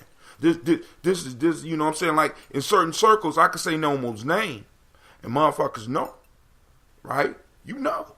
Nomo been there for a while. I still could say Nomo's name in certain circles, and shit start to happen. All right, wait, hey, that's my teacher. You know what I'm saying? And I got elders that's alive right now that I could use, you know what I'm saying? Because of our relationship, I could walk into a situation. I'd be like, boom, boom, boom, oh, boom. And we start comparing notes. I'd be like, yo, boom. See, that whole lineage thing, because this was a big thing that Shaka used to talk about years ago, the lineage. You know what I'm saying? Boom, when you connect yourself to a lineage, you transfer, that's reciprocity in action. But a lot of us, we're not building like that anymore. You know what I'm saying? We disconnect ourselves from the lineage. Right now, I want to go back to one more thing, because Asifa says something very important, and it's one thing I want us to understand. When we are acculturated into somebody else's culture, what does that make us? That make us cattle. We are domesticated. See, we got to understand, we are domesticated Africans. We are domesticated black people. And you got to understand what happens to domesticated animals. Domesticated animals are fed upon. They may not be eating us physically. At least we don't think. At least we hope. But we have been being eaten off of economically, politically, and every other way in the society. Understand that the human being, that the human, the not just the human, but the animal kingdom survives off of death. Even the plants, it requires something else to die so that you can live. Black folks, you are a domesticated being here in this country. And because you are domesticated, you must understand that you are being slaughtered. I say. You know what I'm saying? But a lot of us, we don't think that. You know what I'm saying? I agree. So we'll argue. I agree 100%. We'll argue history over our religions. We don't argue. We see, because when you get to the principles, this is what I love about Kwanzaa. Because see, I could point out unity in the Bible. I could point out self-determination in the Bible. I could point out in the Quran. I could point it out in the Bhagavad Gita. I could show you where the principles line up. We have a problem because we want to argue history. I'm not arguing histories with, you know what I'm saying? Other than African history and discussions and building, that we can argue. But when we start getting into this whole belief system and arguing histories and myths and shit, I'm not doing it. Why? Because it takes away from the focus. I don't give a fuck. I'm gonna be honest. I don't give a fuck about how you is that the same with religion? Oh man, it's definitely religion. See, because this is what most people's arguments are about. Their arguments, see, this is how you know somebody that's really in depth in their religion, because they don't argue history with you. They argue principle. You understand what I'm saying? When you really talking to somebody that's plugged into the spirituality of their faith, they really are operating on Imani. Even that, you know, that word faith, they're operating on their Imani. They're talking to you about principles. You understand what I'm saying? They're not talking to you about events. They're not talking to you about history. This is where we go wrong, family. They're talking about things that transcend. That transcend all that. You see what I'm saying? See, because for me, it doesn't matter whether or not it's true or not that Jesus rose, but what is important is the principle behind the rising. The idea, the symbolic gesture of the rising. That's what's important. The history of whether it happened or not don't make a fucking difference, because I understand symbols. I understand signs. I understand principles. So I can understand how the possibility of the rising of the dead can move you. I understand it, but don't come argue with me about that shit like it's real. This is just like somebody who's in love with Kemet want to argue whether or not Heru is real. So I said, nigga, you expect me to believe that there was a man walking around with a hawk's head? Get the fuck up out of here. You just as crazy as those motherfuckers who talking about somebody walked across water. Y'all all crazy. You're not getting to the point. You're not getting to the principles. See, this is where we can empower ourselves when we start talking about principles, like what you brought up about relationship, reciprocity. That's a principle. We all experience reciprocity. We all experience faith. We all experience self-determination. We all experience truth. We all experience justice. We all know. You see what I'm saying? But we all don't experience Allah. We all don't experience Jesus. We all don't experience Buddha. You know what I'm saying? Those eternal things is what we need to be getting involved with, is what we need to be focused on. Go ahead. I hate to say this, Hatim. I hate to say this. Go ahead.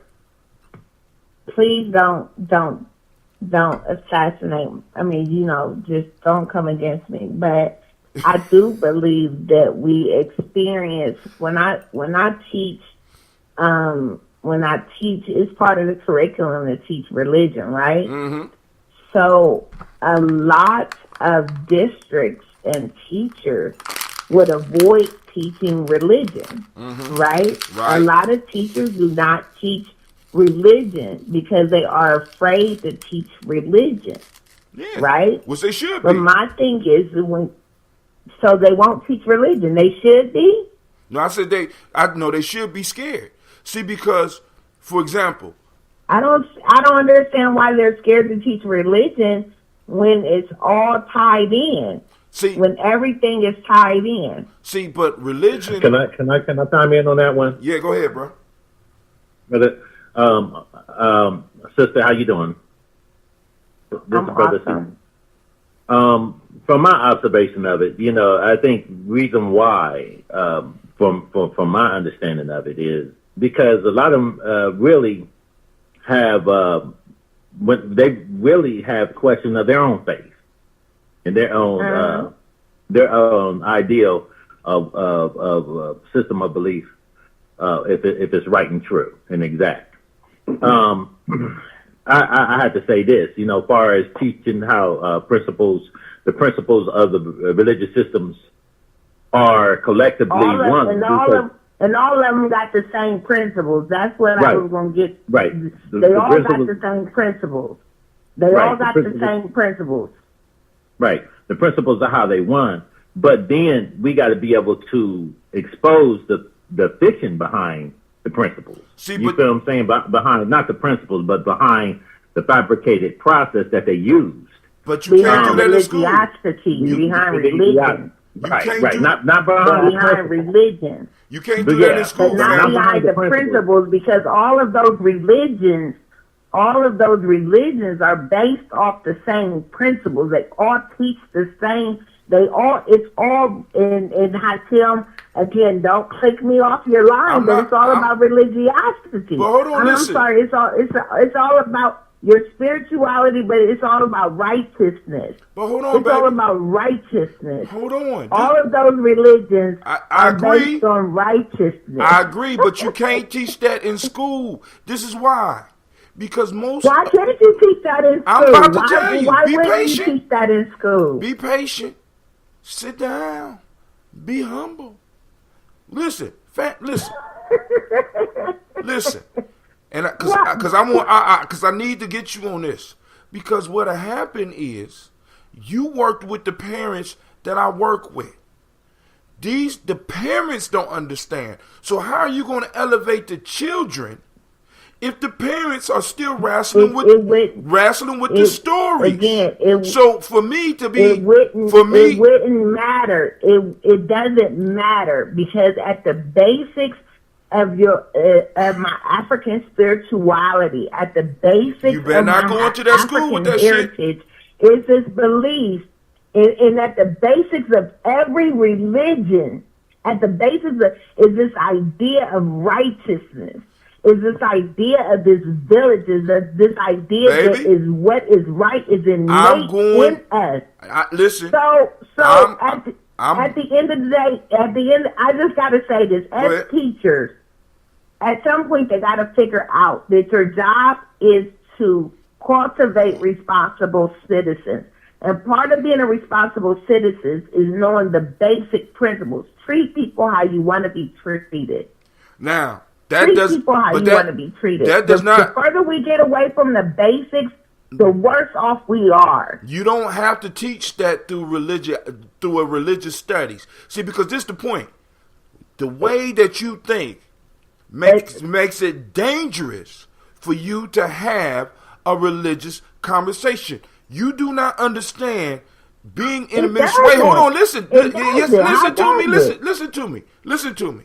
You don't know how many times I got to go back and clean up after somebody tries to have a religious conversation with people that don't understand spirituality. All they know is Jesus. All they know is the story of Jesus. All they know is the story of Allah and what happened to Listen. So as teachers, you are mandated to teach. No, you're not. I got somebody from It's part of the curriculum. Listen, What do you mean? It's part of the curriculum. Listen, I got somebody. Listen to me. Wait, no, you don't. No, you don't. Wait, no, listen. I got somebody. Listen, so you can just choose what standards you're going to teach. Shit, that's what they've been doing. Can I interject for a second? Well, hold on.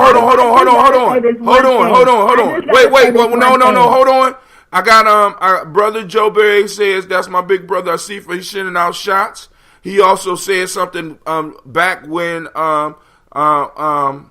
Lady J said, they said you don't believe the birth of Christ, and I just laugh and tell them to research Christmas. Now, Jill Jackson say truth, let's get to the point, and the message more than the characters.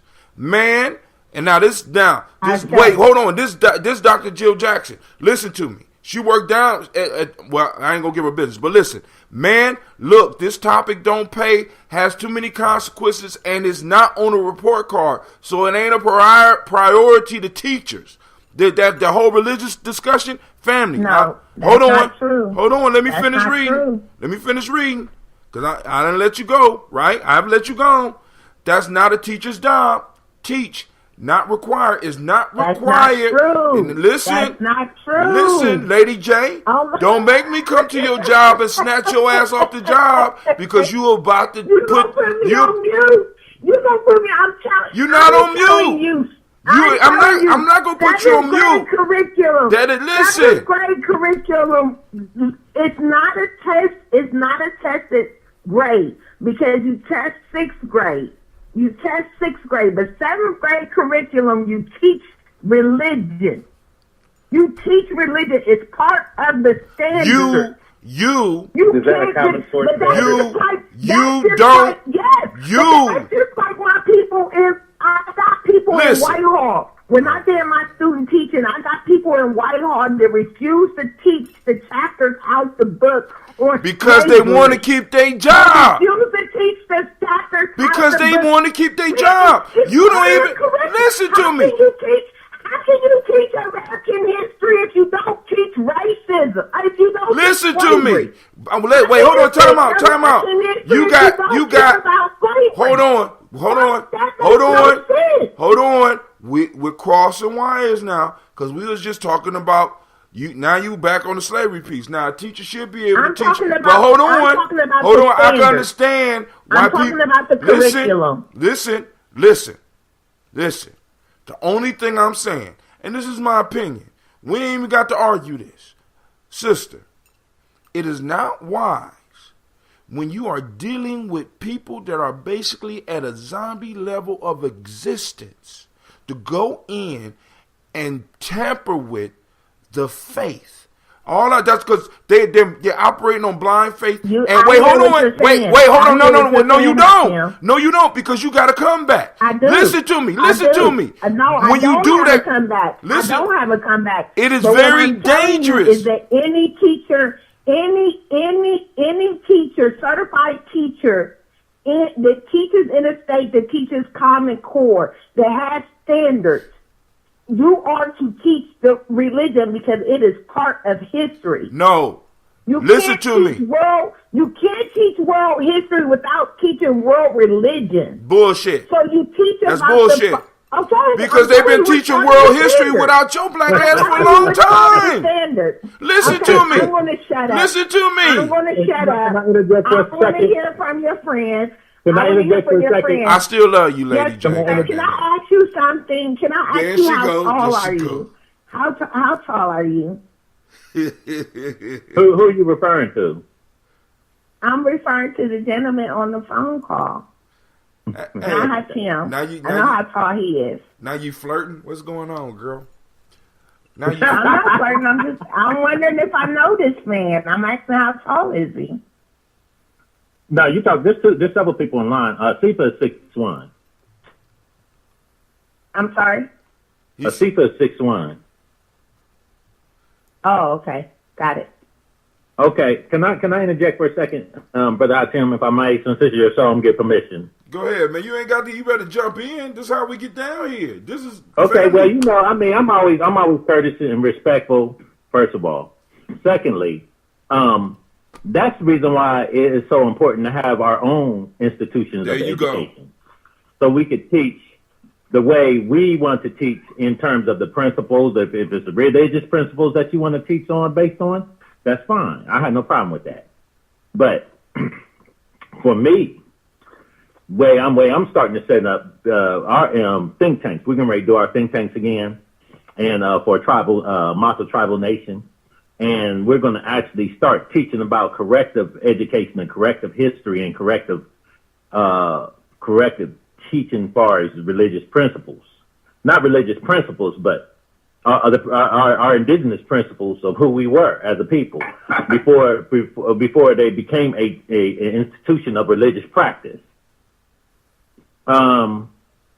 You got to set up the structure for that process to be taking place, and the parents will have to understand it has to be an interactive thing. If the parents can't be there, they have to at least show a component of or show that they're interested in interacting with their children and the teachers in that process. We got to have accountability on those levels. If not, then it says environment dictates hereditary. So if you could teach your children all you want about the principles and religions and all that, but they come into an environment which is counter to that, they're going to succumb to that environment. Because we're not there 24 hours. Mm-hmm. You dig what I'm saying? So it happens most common when children are at their most impressionable stage. So when they're in middle school, those are the times when they really succumb to those outside forces that you're talking about, that are outside of what you have been taught and how you've been brought up. But after that, if you can make it after that, you're good. Right. But you gotta survive that. I mean, the reason why I'm stating this is that, we know our people dealing with this virus. Because that's what it is. It's mental virus. This is what I'm saying. And then I'm not going to, I didn't mean to, kind of start anything. You ain't but what starting I'm that, baby. saying You is doing that within a public school system, right? Go ahead, I'm listening. There are we all know that there are standards. There are some type of standard that you're supposed to teach, right? Mm-hmm. They don't really dictate how you teach that standard, but the most important picture is that your kid has that objective at the end, right? So for certain grade levels, religion is required. For certain grade levels, slavery is required, but people tiptoe around these things. And so what I wanted to impress upon the people is that these industries teaching, they are hiring. Every day I teach, I close my door. I've been doing this for years. Every day I close my doors. What happens in my room stays in my room. You hope. I teach the standard. I teach the standard. Nobody dictates how I teach that standard, what materials I use to teach that standard. What they give me is the standard, the objective that my student must walk away with at the end of the day. How I get them to that point is my business. You teach children how to think, not what to think. And I've been okay since 2003. I've been okay since 2003. So the question is, or the answer is that we need more minorities in these fields to go inside these closed classrooms with these doors to teach the standard, where you teach principles, where you teach religion, where you teach history, where you teach geography, where you are able to teach people how to think and not what to think. Now, but nobody wants to be a teacher. Nobody wants to be a teacher. No, because we're not gonna get back into that. All right, cool. You said it. I don't have a comeback. Let me get back to the story. Listen, let's get back to the story because y'all know I got to get back up and do the toast. You know what I'm saying? I'm getting back up and do the toast, and I'm gonna have open lines tomorrow morning. And then y'all know we got another show on Gye-Nyame, which is for those on the 21 Goose Cyber Challenge. Y'all know what I'm talking about, right? All right, but now, so we was talking about the lion, the wolf, and the fox. Now, I want y'all to listen to the end of this. The lion, roaring out in rage against the fox, sought an opportunity to defend himself and said, "And who of all those who have come to you have benefited you much, who have benefited you so much as I, who have traveled from place to place in every direction and have sought and learnt from the physicians the means of healing you." Now, family, I want y'all to think about the whole response here, right? So we got, now, for those, let me recap for those that don't know. So we got an old king, an old lion, who is calling court because he's about to die. And all the animals come to pay their respect except for the fox. Now, there's some type of tension between the fox and the wolf. The wolf is second in line, it seems to be. But his competition is the fox. So the wolf brings it to the lion's attention that everybody else has come to bow down to you, to show respect to you. But the fox, and the fox here to tell end of this. So the fox enters the cave. And soon as the fox come in, the lion starts roaring at him. The fox lays back and let the lion finish roaring. And then the fox begins to work on the lion's ego. He said, who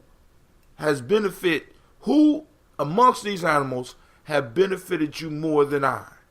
Because I have been all over the country looking for a cure for your ailment.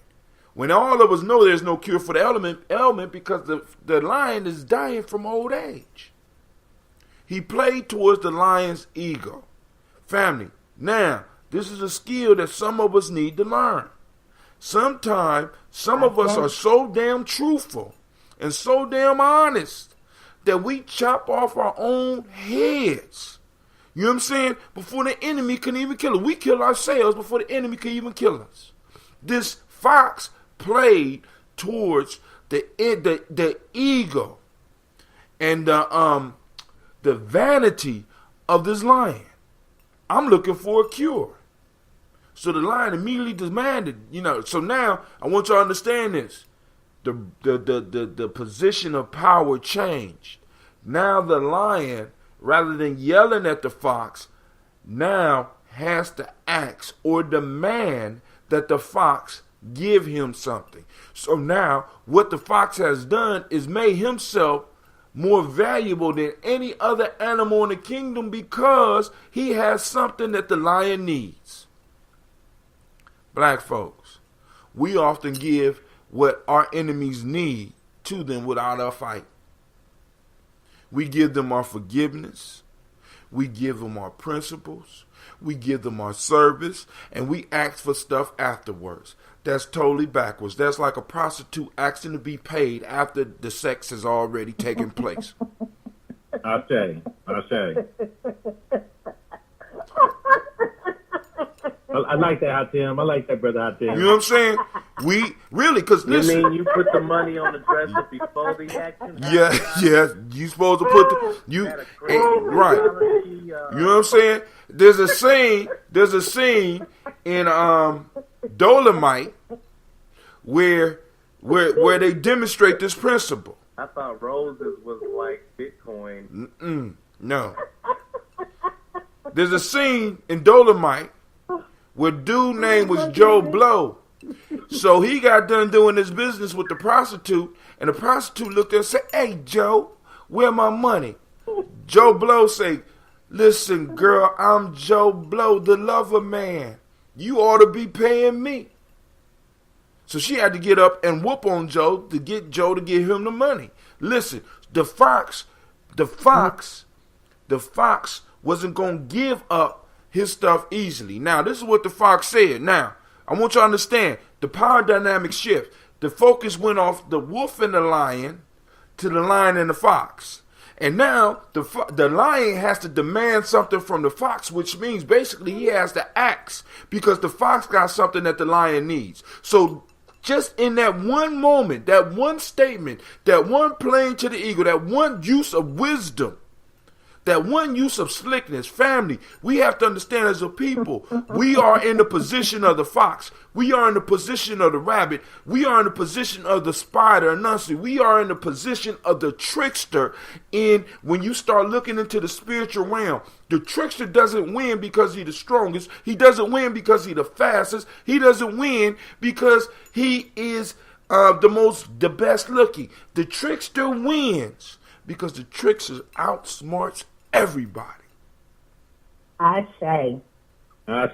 The fox is in a position where his life is on the line. And what he does is he says, look, who in here is more valuable than me? I went around and have found a cure for what you have. The lion demands for it. The lion wants it. The lion is hungry for it. The lion is going to jump on it. See, some of us, we bait the trap, but we allow it to snap too soon. The fox waited till the lion was ready to jump on it. What is it? I'll do whatever it is. It requires that you flay a wolf and wrap his skin around your body while it's still warm. So, the fox did two things. The fox conserved his own life, secured his power position, and got rid of his enemy. Family, we will never beat the wolf. We will never beat the lion if we have to go head to head. But our ancestors have already laid it out that if we use the wisdom of our ancestors, if we really start studying the Proverbs and we really start studying the Folktales and we take the lessons from them, we could train our children as well as train ourselves to outsmart every last one of these motherfuckers. Because all of them they're relying on what the lion rely on. The lion was only the top animal. The lion was only the king of beasts because he is the strongest. Not because he's the smartest. Not because he's the best looking. Not because he's the fastest. He's the best because he has the best armament to rule the world at that point in time. But when it really came down to it, we see who is really controlling shit. The fox has his enemy destroyed. Not only destroyed, but flayed. Look up that term. This meant that they ripped the lion to pieces right there while he was alive and peeled his skin off like they used to do us. Peeled the skin off. And the last words that the lion heard, that the wolf heard before he faded off into death was, and I want y'all to listen to this because this is what a lot of us are doing. You should have moved your masters not to ill, but to goodwill. Family, many of us spend all of our time looking for what we don't want and helping people find what they don't want, rather than moving ourselves and our people and those around us towards what we want. We have been trained so well that we look for everything that's not right.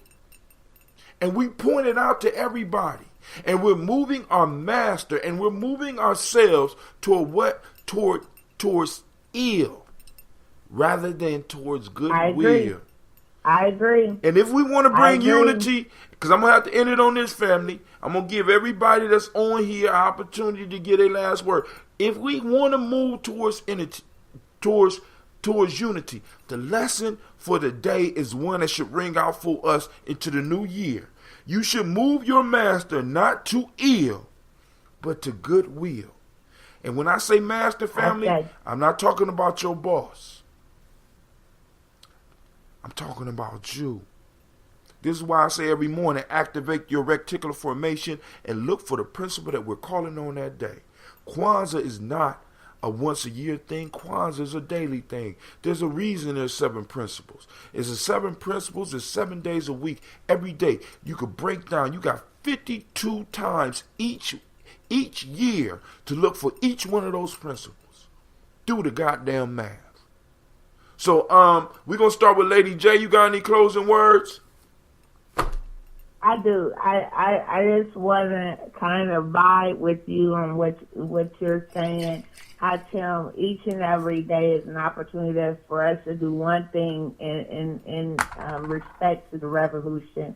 And these things can be big and these things can be small. You know, I just think that we all should do our part each and every day to move us and do all things that are great. I just want to thank you for a great show, Hatim. Thank you. I want to thank you for a great debate, great spirit, great energy. I love that Pisces spirit. You know why? Because when I fade away, because I'm a lot older than her. When I fade away, y'all know y'all already got another trickster in the village. I'm just trying to let y'all know. Y'all better harness this trickster spirit. Next on the mic is the incredible Shaka Hasbury.